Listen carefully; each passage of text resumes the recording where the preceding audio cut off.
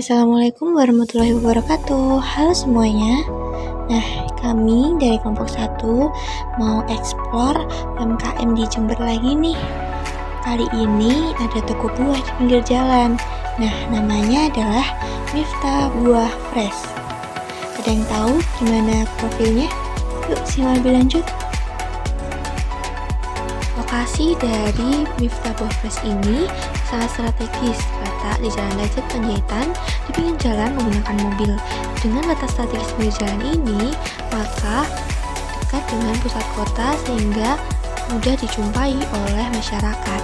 Nah, untuk produk sendiri dijual adalah yang pertama ada jeruk, apel, anggur, salak, nanas, dan mangga. Untuk omset yang dihasilkan oleh Miftah Buah Fresh ini sendiri mencapai jutaan rupiah per bulan.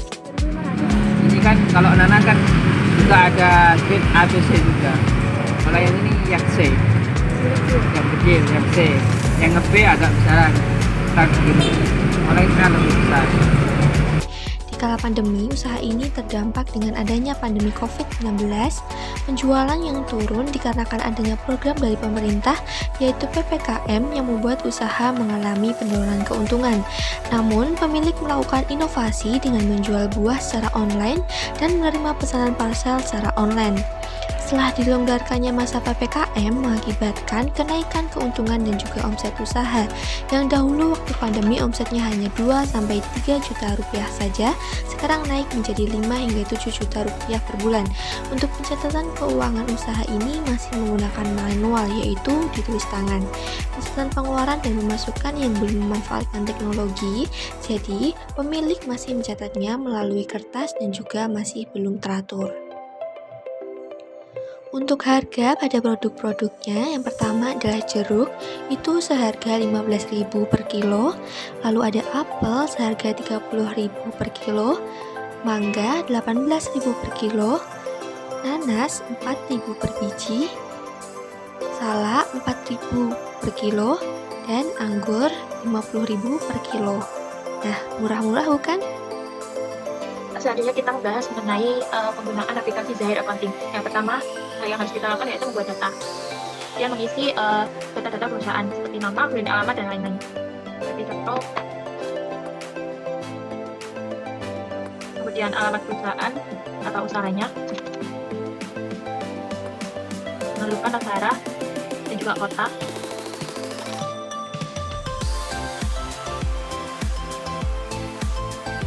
Kemudian next. Nah, kemudian kita memilih periode akuntansi pada bulan apa.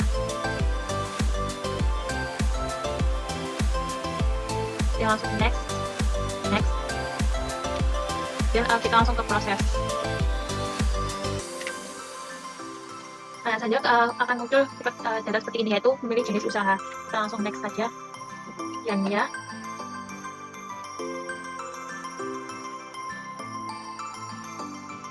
Kemudian setelah proses pembuatan akun selesai, kita masuk ke setup data, kemudian langsung next. Kita di sini kemudian next kita mengisi ini 14.000 yaitu First Indonesia. Terus next, selesai. Bakal proses seperti ini. Dan kemudian akan muncul dashboard aplikasi Zahir seperti ini. Nah, menurut saya untuk penggunaan aplikasi Mayop maupun Zahir itu hampir sama.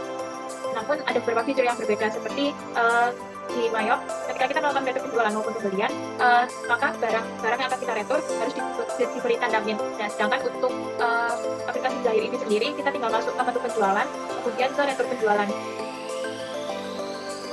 Nah, nanti bakal muncul seperti ini. Jadi, kita tinggal masukkan nama, kemudian tanggal retur, kemudian barang apa yang akan diretur tanpa harus memberikan tanda min untuk berapa barang yang harus yang kita retur gitu. Kemudian untuk retur pembelian itu hampir sama dengan penjualan, sama persis dengan penjualan. Hanya saja mungkin beda customer dan bedanya hanya customer maupun supplier. Nah, kemudian yang kedua yang membedakan itu pada menu setting.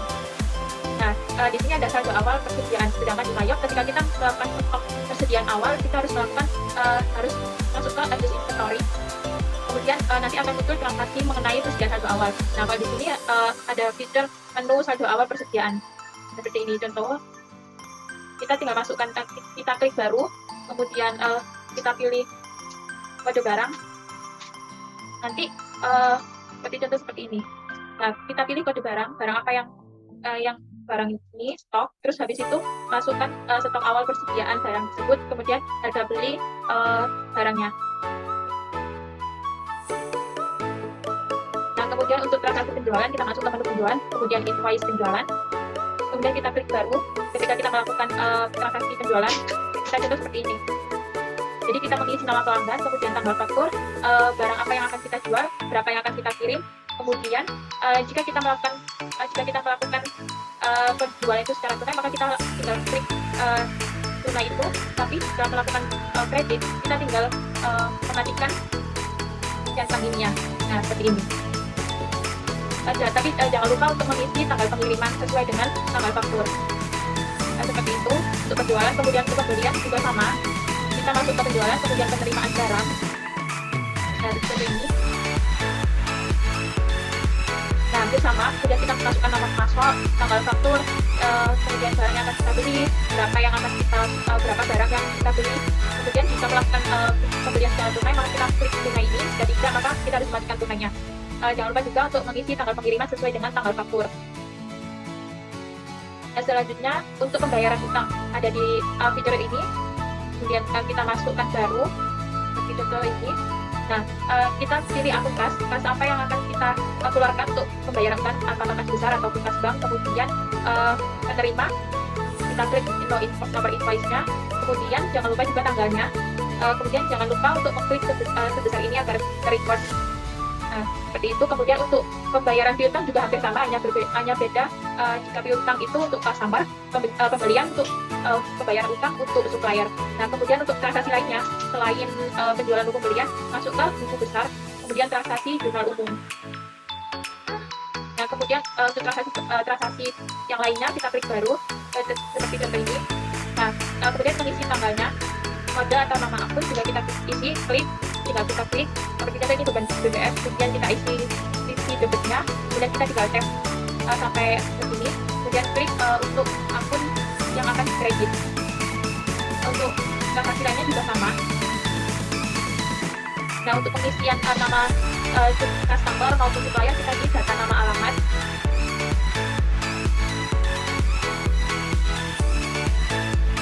Bahkan untuk seperti ini, jika belum ada datanya, kita tinggal add data. Nah, kemudian kita mengisi customer dari nama, kemudian tipe, kita masukkan ke customer ataupun supplier, kemudian dia as customer personal atau company, kemudian masuk ke alamat dan juga catatan. Kita mengisi alamat, kota, negara, seperti itu. Untuk supplier dan customer juga sama. Untuk pengaplikasian dan penggunaan aplikasi Zair ini hampir sama dengan aplikasi Mayop. Jadi tinggal menyesuaikan saja, seperti itu. Nah, kemudian untuk mengisi data produk, kita tinggal ke data produk. Nah, kemudian akan muncul seperti ini. Kemudian seperti biasa yaitu add data. Dan kita mengisi nama barangnya, kode barang, kemudian satuan laporan, dan jangan lupa untuk mengisi harga jual satuan. Untuk yang lainnya juga sama. Begitu penjelasan untuk mengenai aplikasi Zair. Nah, kemudian jika semua transaksi itu sudah selesai, jangan lupa untuk merekonsil kas, baik kas besar maupun kas bank. Di sini di rekonsiliasi bank, kemudian tambah data. Nah, kemudian kita tinggal kode rekening, isi, kemudian tanggal rekening koran, saldo korannya.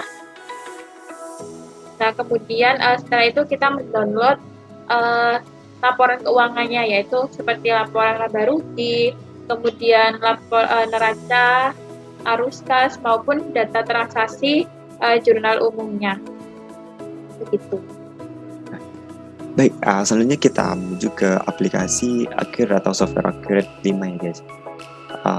Mungkin basicnya sama seperti di Zair. Kalau untuk Accurate ini kita men-setupnya, kita pastinya pertama itu melakukan menginput data pemasok sama pelanggan, kita menginput aset tetap, kita menginput juga dari kas, bisa melalui daftar akun di sini. Nah, di sini ini sudah saya input semuanya. Jadi sama seperti Desire, kita angka awalnya pasti untuk meng-setup awal-awal dalam memasukkan data-data seperti kas, modal,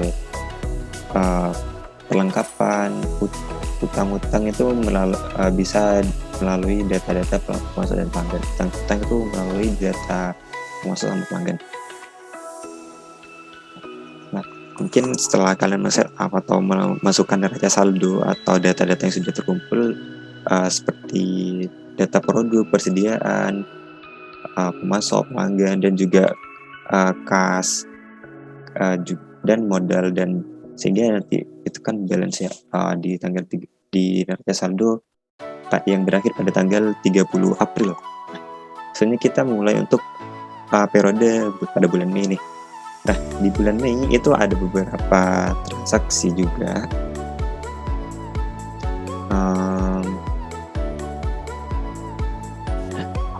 Ya, dari transaksi-transaksi yang sudah didapat, mulai bukti transaksi yang sudah didapat, sebenarnya kita menginput entah itu terkait penjualan atau pembelian bisa melalui fitur ini yang disediakan oleh Accurate.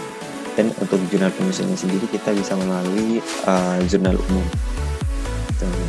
Nah, setelah kita menginput semua data transaksi tersebut, kita bisa mendapatkan sebuah laporan keuangan. Di sini di sini terdapat laporan-laporan yang bisa kita akses setelah kita melakukan input transaksi tersebut. Mungkin di sini ada laporan laba rugi standar. Coba kita buka. Nah, di sini karena kita hanya memakai yang untuk periode bulan Mei saja, jadi kita atur di sini dari tanggal 1 Mei berarti dengan 31 Mei 2020.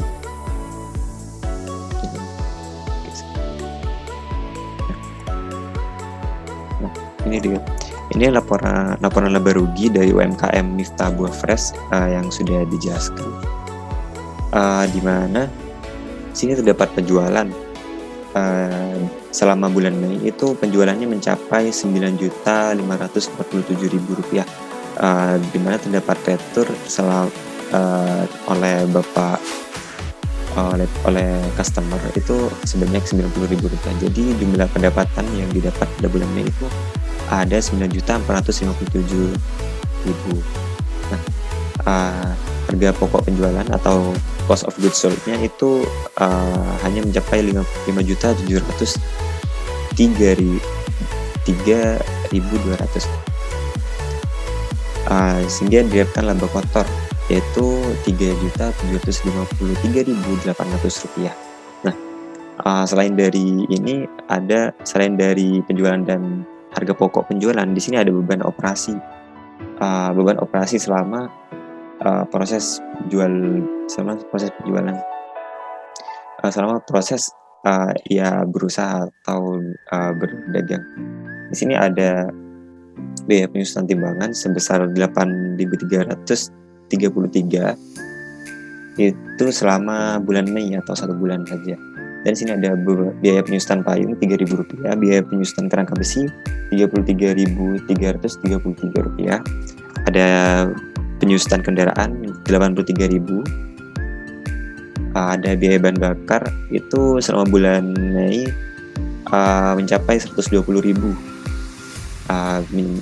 Juga ada biaya perlengkapan itu yang terpakai atau yang sudah selama bulan Mei itu mencapai Rp274.000, kayak pembelian plastik untuk bungkus buahnya itu, terus ada dan lain-lainnya, perlengkapan lain yang diperlukan. Di sini ada juga biaya pemeliharaan kendaraan, kayak mungkin ganti oli atau ganti apa gitu, mencapai biaya perbaikan kendaraan atau pemeliharaan kendaraan itu mencapai Rp150.000, sehingga jumlah beban dari operasi selama bulan Juni itu mencapai Rp672.000 selama 1 bulan, sehingga pendapatan dari aktivitas operasinya itu sebesar Rp3.081.800. Tidak ada pendapatan dan beban lain-lain ya dari aktivitas UMKM Miftah Buah Fresh ini. Kemudian, nah jadi berhubung juga usaha ini tidak dikenakan pajak penjualan, di sini biarkan laba rugi bersih senilai Rp3.081.800. Baik, di sini saya akan menjelaskan mengenai laporan dari neraca saldo.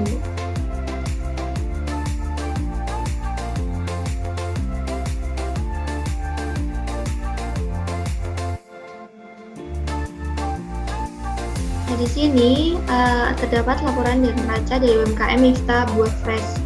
Untuk yang pertama ada kas besarnya itu senilai Rp788.000. Lalu ada persediaan barang dari UMKM Miftah Buah Fresh ini senilai Rp5.335.200. Lalu terdapat perlengkapan yang masih ada itu tersisa Rp100.000. Lalu untuk aktiva lancarnya totalnya menjadi Rp12.623.200. Selanjutnya untuk aset tetap yang dimiliki oleh UMKM Miftah Buah Fresh ini ada kendaraan, timbangan, payung dan juga kerangka besi. Nah, dengan total aktiva tetap yaitu Rp22.680.000.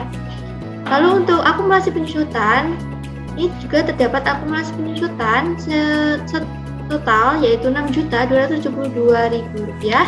Dan untuk rinciannya, untuk kendaraan itu senilai Rp4.083.000, lalu untuk timbangan Rp408.000, untuk payung Rp147.000, dan kerangka besi senilai Rp1.633.000.